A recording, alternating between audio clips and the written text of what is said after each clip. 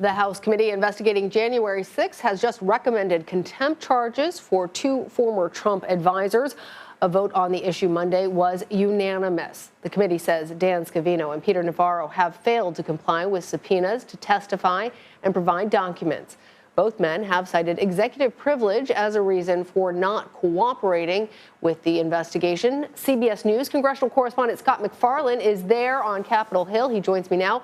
Scott, I thought it was very interesting to hear Representatives Thompson and Cheney discuss at the very onset the purpose of presidential privilege and why they thought it was being misapplied to avoid accountability. And in many ways, it's a reminder that what this hearing is about has broader implications in our democratic system, not just the specifics of this case. So, Scott, let's start off by talking about that, as well as what happens next in this process.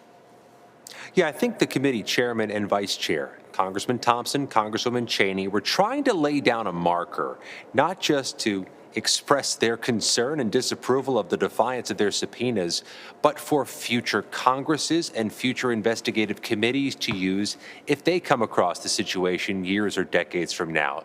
In part, Lana, this is historical record being written by the House January 6 committee. To be clear, the vote that just occurred, the unanimous vote to recommend the U.S. House refer Peter Navarro and Dan Scavino for criminal prosecution, was no surprise. The committee was expected to do this unanimously, and they did so.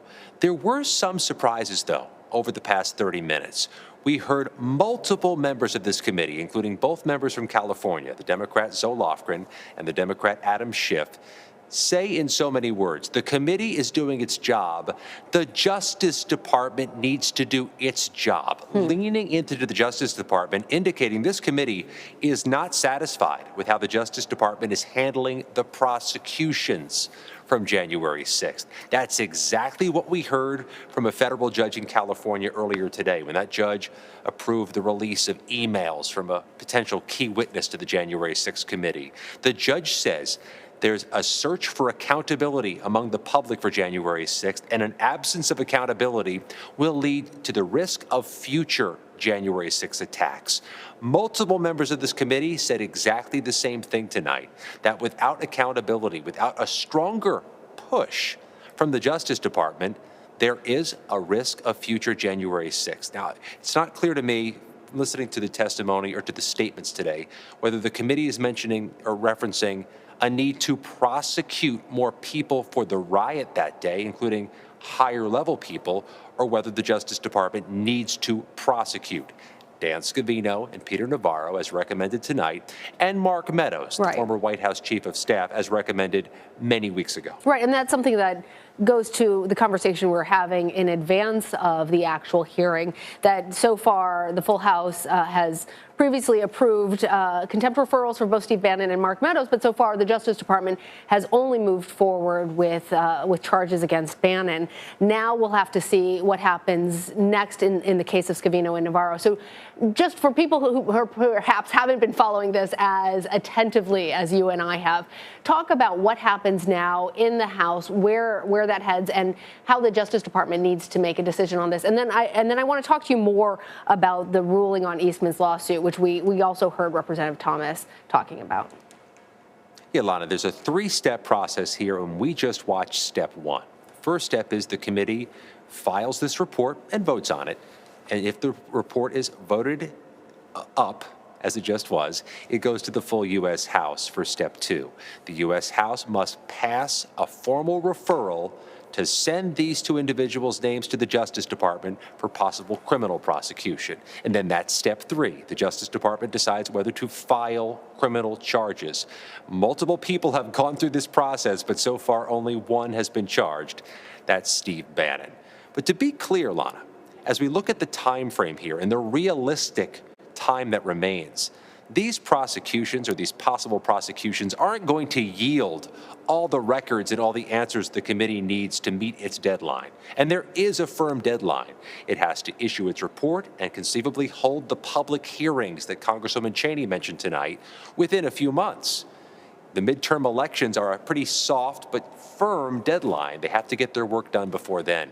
Steve Bannon isn't going on trial till midsummer. They're not going to get immediate rewards, records, emails, testimony from criminal prosecutions, but they do want to lay down that marker and make clear to other would-be witnesses, step forward, follow the subpoenas, come for the depositions, or we will recommend you for prosecution as well. Yeah, and the hearing, as I mentioned, started with Representative Thompson addressing the ruling on the Eastman lawsuit. He called it a, quote, clear victory for the rule of law. Scott, explain for us all why this is so significant. It was a narrow ruling in a narrow case. John Eastman, an attorney, and in the final weeks of the Trump administration, a pretty highly placed advisor for the White House, wrote a memo before January 6th trying to orchestrate or at least draw a playbook for how to overturn the election results. He's been trying to keep some of his emails away from the House January 6th committee, and today a federal judge in California ruled Eastman has to hand over dozens of emails to the committee. It's a narrow issue, but I have listened to court hearings for 700 plus federal defendants in front of federal judges here in Washington. I have never heard a judge say what this California judge said today, unequivocally saying that if there's not more accountability, that there's a risk of another January 6th. What's more, this judge says it's more likely than not that Donald Trump tried to block official congressional proceedings on January 6th. That's a crime. The judge also used the phrase coup to describe what Donald Trump was planning with John Eastman and said it would be an end of the peaceful transfer of power. This judge, on this narrow issue, in this narrow case, forcefully denounced what the president did, said it's more likely than not that a crime was committed, and said there needs to be more accountability lest there be a risk of another January 6th. You heard all the committee members tonight, or at least most of them, echo what the judge said as part of their argument. Those things coinciding on the same day really infused this meeting tonight with more force and the statements with more forcefulness. You know, it's interesting, Scott, because that was repeated throughout those comments by the January 6th select members. But then there were also connections made not just to another repeat of January 6th, but to what's happening in Ukraine and what's happening in Russia and the threat of presidential privilege and what we saw being expanded such that there is the possibility of authoritarianism in the United States. And it'll be interesting to see whether, when this now goes to the full House, how much impact any of those comments made. Scott MacFarlane, thank you so much. Thank you.